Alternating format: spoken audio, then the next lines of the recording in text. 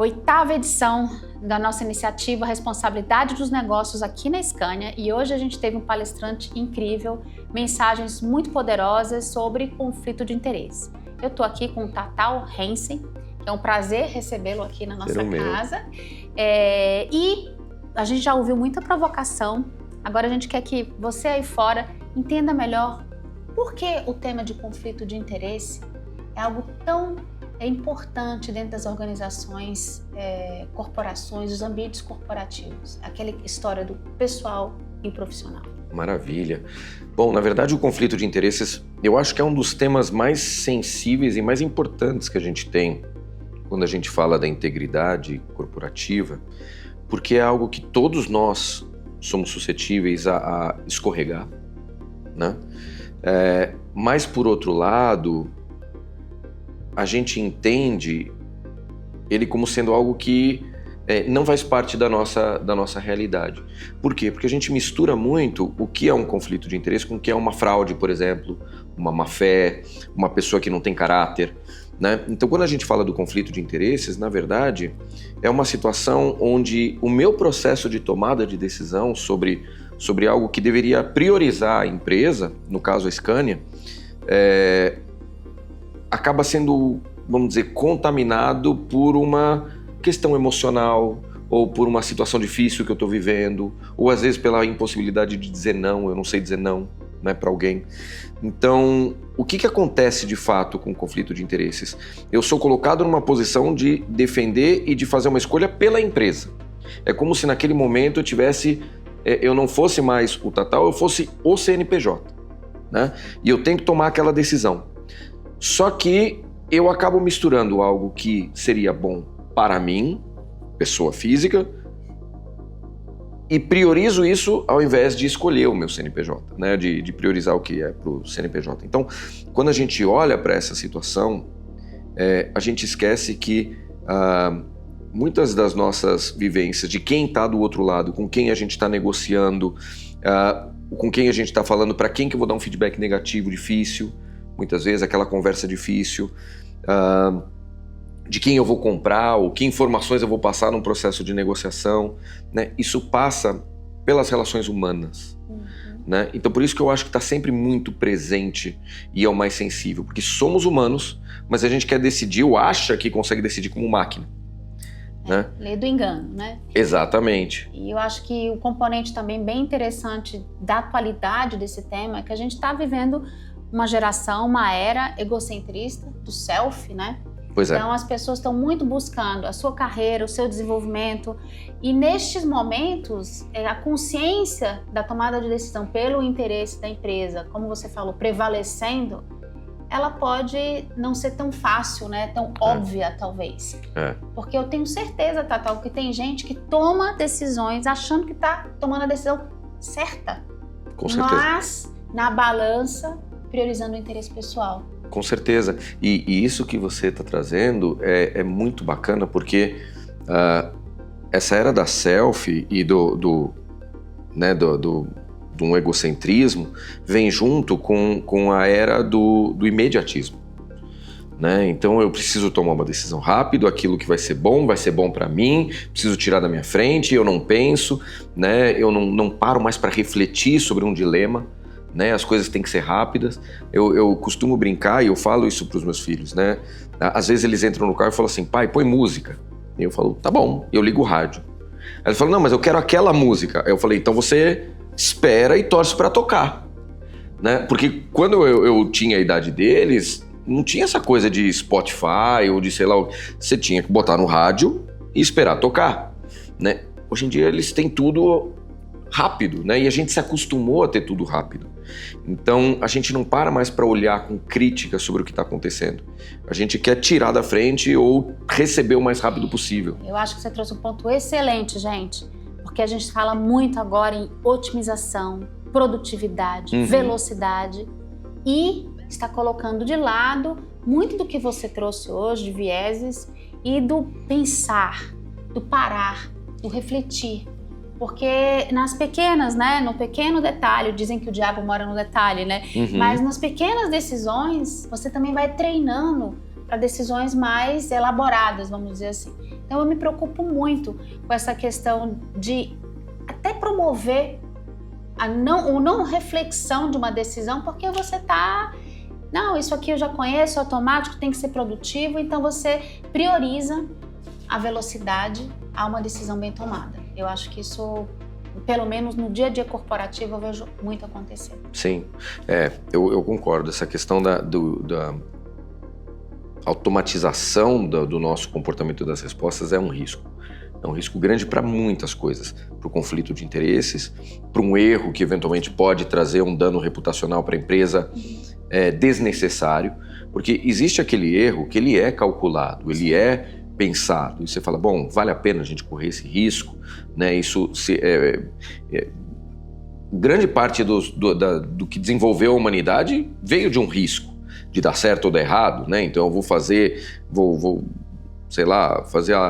uma medicação que hoje salva 1 milhão de vidas, bom, eventualmente tinha um risco de não ser tão seguro. E agora, quando a gente faz de uma maneira irresponsável ou sem a crítica, isso é terrível, né? Então esse automatismo que você traz, ele é muito delicado, a gente precisa ter muito cuidado com ele. Então a gente traz conflito de interesse, um ambiente veloz demais e com baixo pensamento crítico, ou seja, é um campo minado. É um campo minado. Isso aí.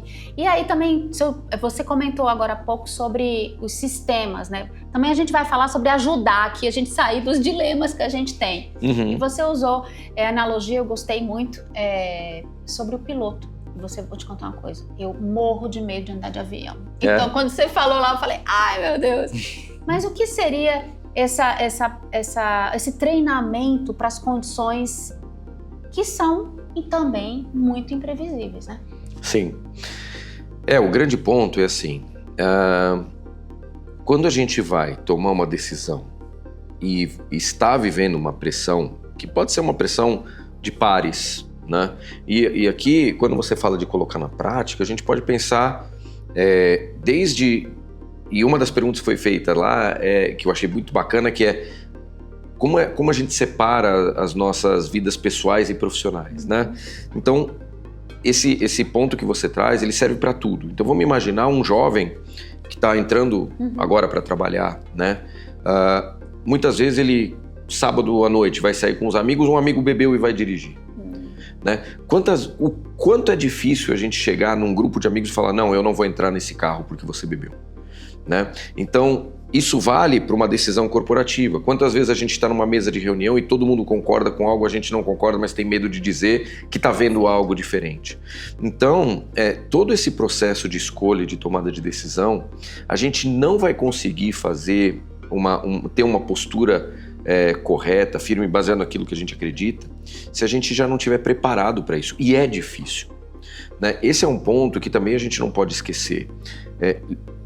Questionar pares em grupo, questionar figuras de autoridade, questionar pessoas em um contexto onde a gente não tem tanto domínio do tema, né? É difícil, né? E se a gente ignora essa dificuldade, facilmente a gente vai ser levado a uma má escolha. Então, por que eu estou dizendo isso? Do momento que a gente se prepara antes e fala, bom, se eu tiver uma reunião, todo mundo estiver pensando de um jeito e eu não concordo, como eu posso me posicionar? A gente vai trabalhando o nosso cérebro, a gente vai enchendo uma caixinha de ferramentas com possíveis ações. Né? Então, se eu não concordo, como é que eu posso falar? Posso falar desse jeito, se ninguém quiser me ouvir, eu posso ir para um outro jeito. Então, a gente vai se preparando, a gente vai criando soluções com segurança, num momento tranquilo, para na pressão a gente poder colocar isso em prática. É quase como se a gente pensasse assim, a diferença entre seres humanos, né, que não têm habilidade na cozinha versus grandes chefes. Se você abrir a sua geladeira, a gente vai ver ali um queijo, vai ver uma manteiga, vai ver um tomate, vai ver um pão. O máximo que vai acontecer, vou fazer um sanduíche de queijo. Agora você põe isso na mão de um grande chefe, ele vai criar uma coisa maravilhosa que você nunca imaginou.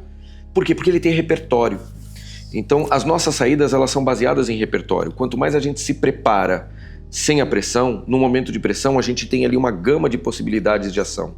É bem interessante, porque essa questão do repertório, a gente tem que fortalecer e você pode adquirir repertório de várias maneiras. Então a gente não pode desistir disso. Acho que você traz um ponto muito importante.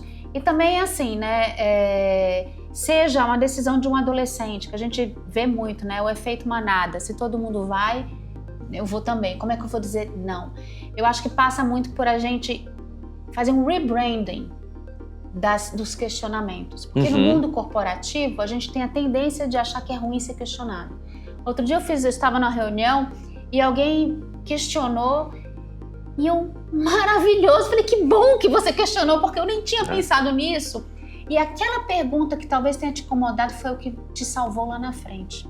Então eu acho que a gente tem sim que fazer um rebranding em como comunicar as questões. Se você foi para o lugar, eu sempre brinco, se todo mundo concordou, tenha medo. Sim. Porque a gente confunde conciliação, né, consenso, na verdade, com concordar. Sim. Construção de consenso não é concordar com tudo. Sim, concordo. E sabe, Paty, tem uma coisa legal no que você está falando, que é o seguinte: quantas vezes no ambiente corporativo a gente tem a chance de salvar um projeto ou seja qual for o contexto, né, e a gente não faz por receio, e essa questão da concordância e do consenso. Mas imagina o seguinte: eu sou da área jurídica, sei lá, e está sendo discutido algo técnico de engenharia, do negócio, produção e tal. Às vezes as pessoas estão ali concordando umas com as outras e eu tô vendo algo que parece errado. Mas aí eu penso, como eu sou do jurídico, não entendo nada do negócio, vou ficar quieto para não passar vergonha. Se você tivesse perguntado, talvez outra pessoa... Sabe que eu acho que você tem razão? Né? Então é muito importante que a gente aprenda a falar.